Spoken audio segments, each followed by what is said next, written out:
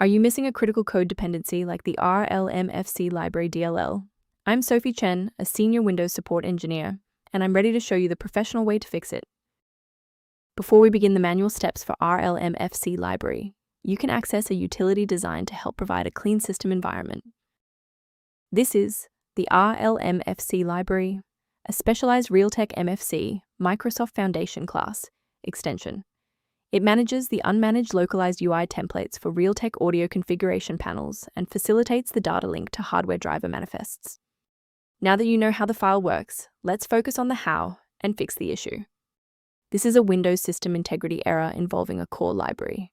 I suggest using the system file checker by running sfc/scan now in an administrator command prompt to let the system automatically heal files like Microsoft.html Library DLL. If that initial setup didn't clear the pop-up, let's examine the specific initialization sequence assigned to your applications directory. Performing a restart can determine if the error is just a transient environment glitch.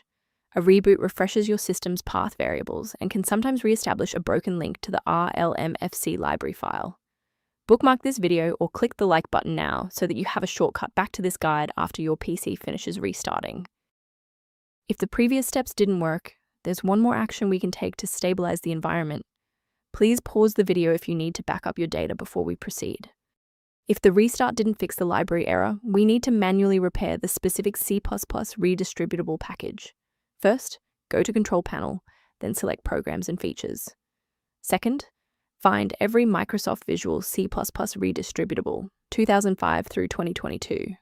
Third, right-click each and select Change, then select Repair. If that fails, download the latest all-in-one VC++ redistributable package from Microsoft's website. Please note that for DLL files with numbers, the number tells you which version to repair. For example, 120 equals 2013.